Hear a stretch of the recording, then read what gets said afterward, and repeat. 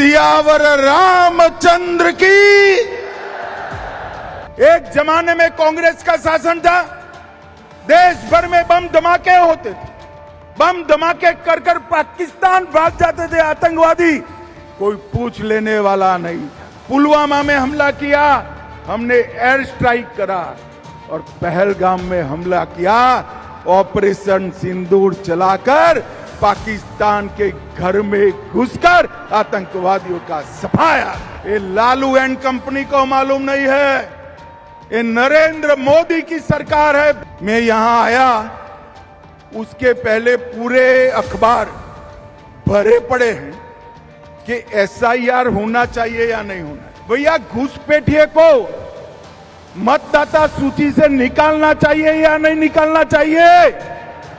चुनाव आयोग ने SIR करना चाहिए या नहीं करना चाहिए? अरे मुझे बताए लालू प्रसाद जी, किसको बचाना चाहते हो? जो बांग्लादेश से आकर मेरे बिहार के युवाओं की नौकरी खा जाते हैं, उनको बचाना चाहते हो? स्पष्ट संदेश दिए लालू एंड कंपनी को, घुसपैठियों के वोट चाहिए तो बिहार की जनता आपको स्वीकार नहीं करेगी। इसीलिए वो SIR का विरोध कर रहे हैं, क्योंकि घुसपैठिए इनकी वोट बैंक है। मतदाता शुद्धिकरण पहली बार नहीं हो रहा है, आपके परनाना जवाहरलाल नेहरू ने शुरू किया था। अरे भाई, मैं तो बनिए का बेटा हूं, आना पाई का हिसाब लेकर आया। जो भारत में जन्मा नहीं है, उसको भारत में वोट देने का अधिकार हमारा संविधान नहीं दे रहा। राहुल बाबा, आप संविधान लेकर घूम रहे हो, तनिक उसको खोलकर पढ़ भी लो।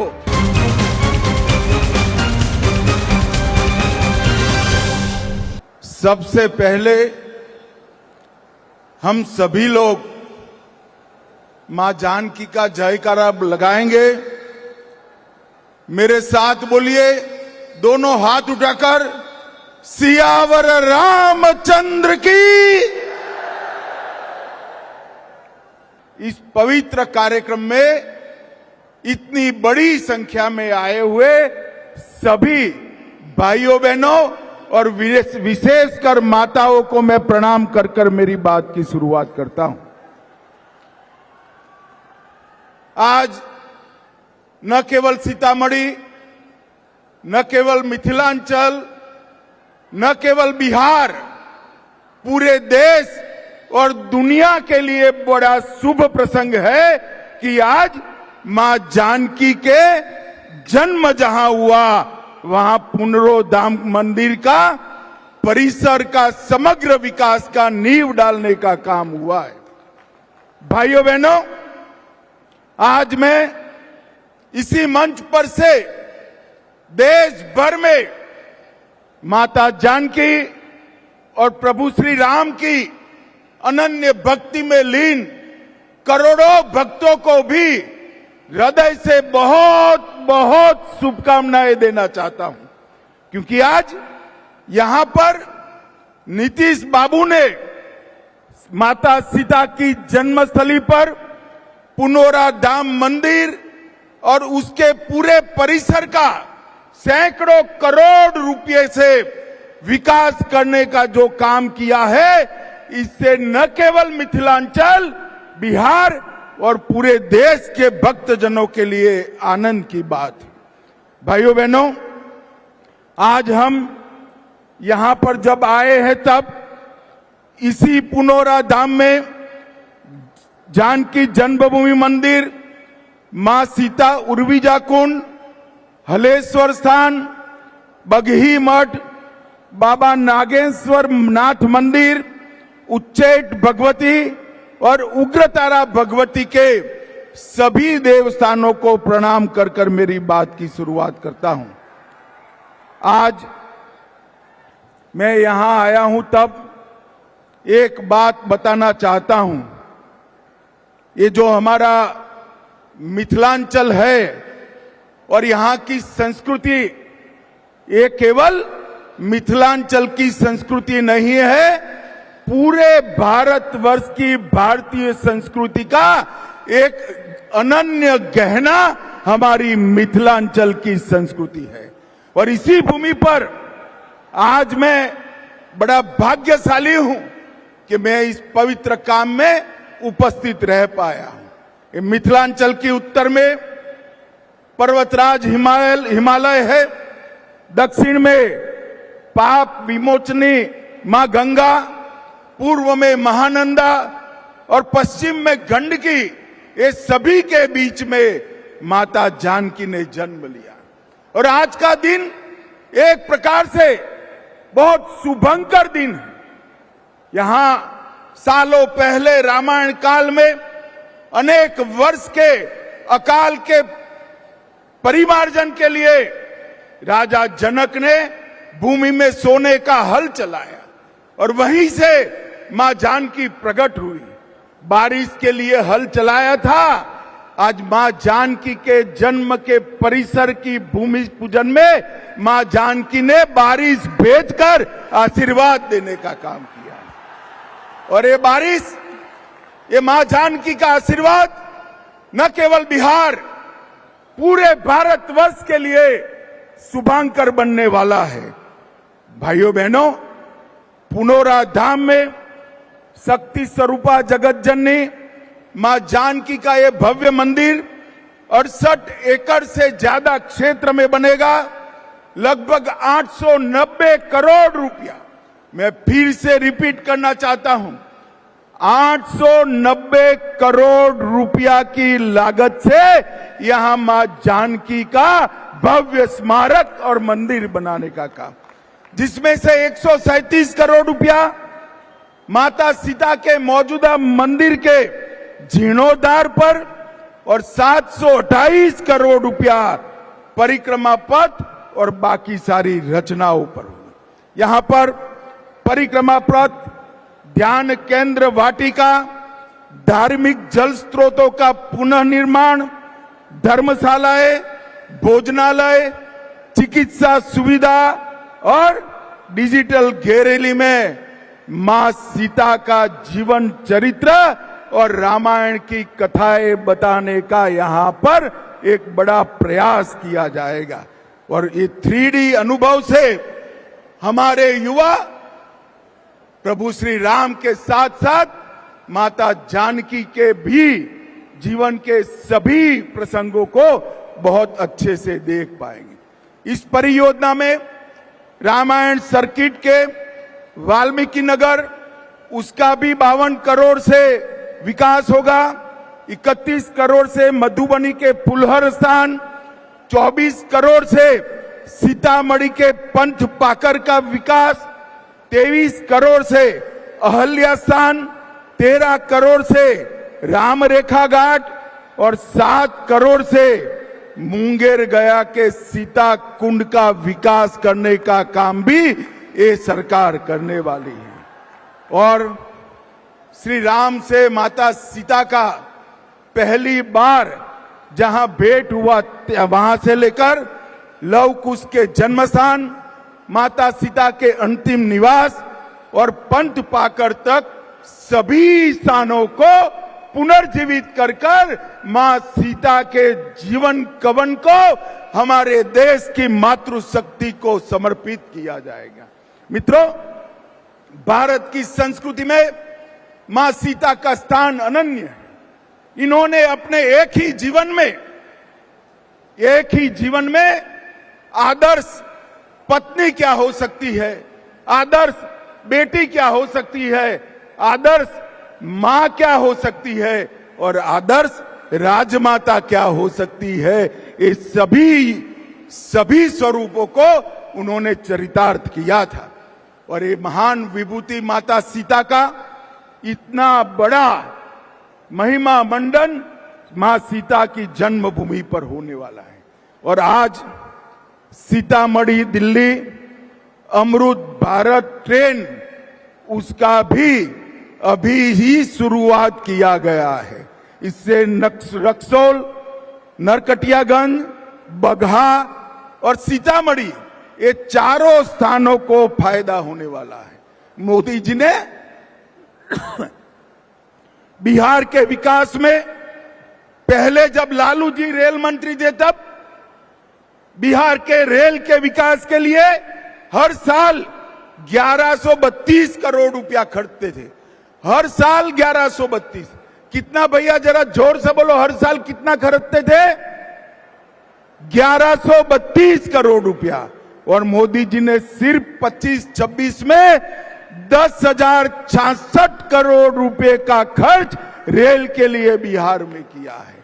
आज मैं यहां आया हूं तब प्रधानमंत्री नरेंद्र मोदी जी और हमारे रेल मंत्री अश्विनी वैष्णव जी को भी समस्त बिहार की जनता की ओर से बहुत बहुत साधुवाद कहना चाहता हूं।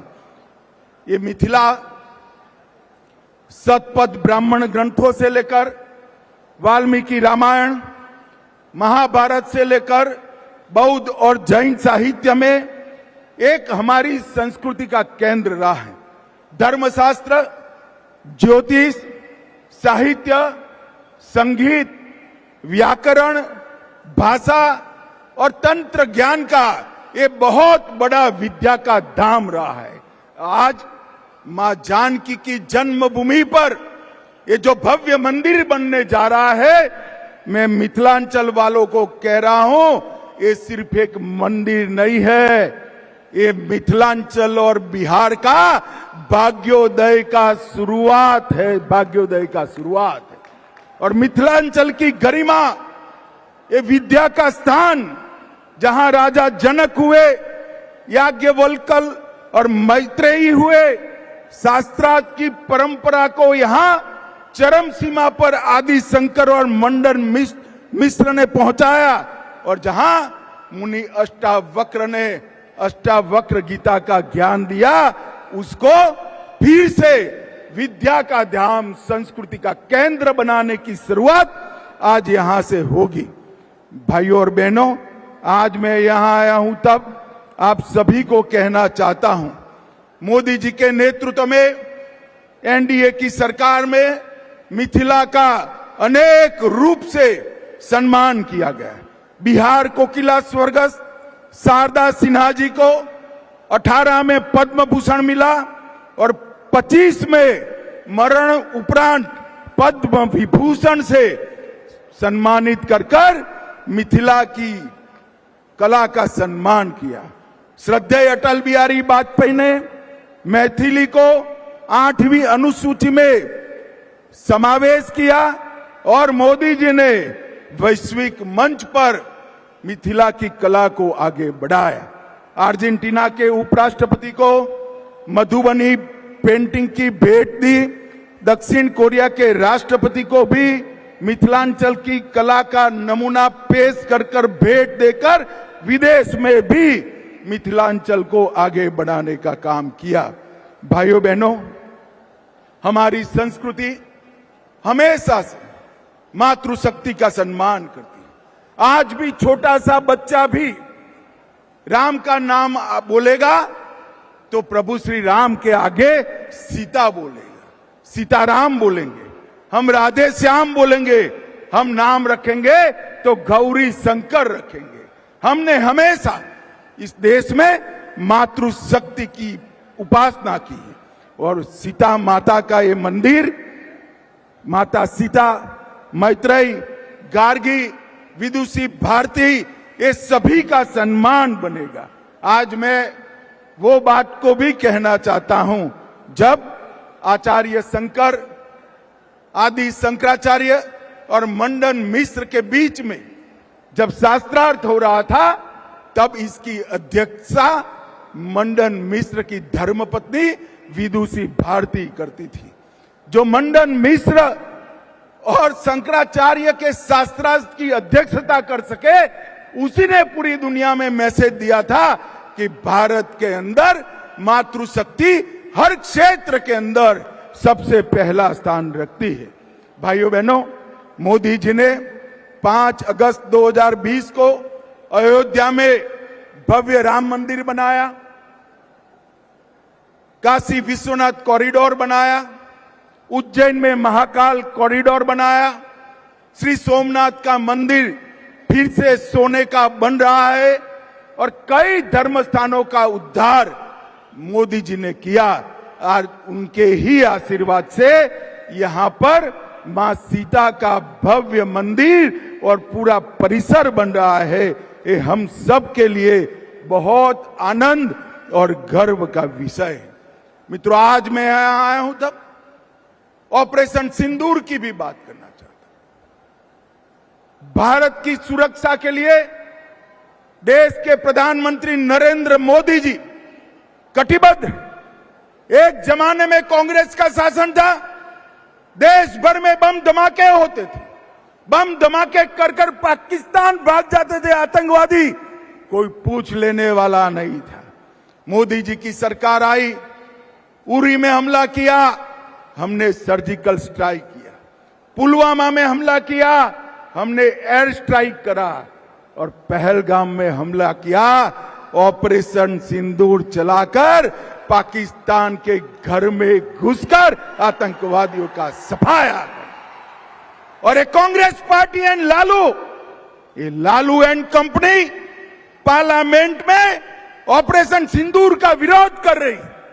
मैं पूछने आया हूं, मिथिलांचल वाले ने, मोदी जी ने आतंकवादियों को जवाब देना चाहिए या नहीं देना चाहिए? अरे जोर से बोलो, देना चाहिए या नहीं देना चाहिए? ऑपरेशन सिंदूर करना चाहिए या नहीं करना चाहिए? ये लालू एंड कंपनी को मालूम नहीं है, ये नरेंद्र मोदी की सरकार है, भारतीय जनता पार्टी और एनडीए की सरकार है। यहां पर देश की सुरक्षा के साथ खिलवाड़ करने का किसी को अधिकार नहीं है। भाइयों बहनों, बिहार में चुनाव आने वाला है।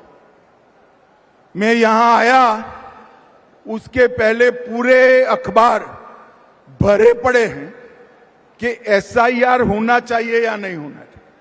अब मैं तो भारतीय जनता पार्टी का कार्यकर्ता हूं, मंच पर सारे एनडीए के लोग हैं, मगर मैं तो जनता को पूछना चाहता हूं, भैया घुसपैठिए को मतदाता सूची से निकालना चाहिए या नहीं निकालना चाहिए? अरे जोर से बोलो, निकालना चाहिए या नहीं निकालना चाहिए? चुनाव आयोग ने एसआईआर करना चाहिए या नहीं करना चाहिए? अरे मुझे बताए लालू प्रसाद जी, किसको बचाना चाहते हो? आज तक चुनाव आयोग ने जो पहली सूची बाहर करी, आपकी पार्टी ने एक भी ऑब्जेक्शन नहीं लिया, कांग्रेस पार्टी ने एक भी ऑब्जेक्शन नहीं लिया। और आप बचाना किसको चाहते हो? जो बांग्लादेश से आकर मेरे बिहार के युवाओं की नौकरी खा जाते हैं, उनको बचाना चाहते हो? मुझे बताओ मिथिलांचल वालों, एसआईआर मतदाता सूची से घुसपैठियों को निकालना चाहिए या नहीं निकालना चाहिए? स्पष्ट संदेश दीजिए लालू एंड कंपनी को। घुसपैठियों के वोट चाहिए तो बिहार की जनता आपको स्वीकार नहीं करेगी। और भाइयों बहनों, मैं आज राहुल जी को भी कहना चाहता हूं, बंद करिए ये वोट बैंक की राजनीति। मतदाता शुद्धिकरण पहली बार नहीं हो रहा है, आपके परनाना जवाहरलाल नेहरू ने शुरू किया था और अंत में 2003 में हुआ, तब भी कोई विरोध नहीं था। अब आप चुनाव पे चुनाव हारते जाते हो, इसलिए पहले से ही बिहार चुनाव हारने का एक वजह लोगों को बता रहे हैं। भाइयों बहनों, कल लालू प्रसाद की पार्टी ने एक प्रेस कॉन्फ्रेंस करा कि अमित शाह आ रहे हैं तो जवाब देकर जाए, मिथिलांचल के लिए क्या करा। भैया जवाब देना चाहिए या नहीं देना चाहिए? जोर से बोलो, देना चाहिए या नहीं देना चाहिए? और जोर से बोलो, देना चाहिए या नहीं देना चाहिए? अरे भाई, मैं तो बनिए का बेटा हूं, आना पाई का हिसाब लेकर आया हूं।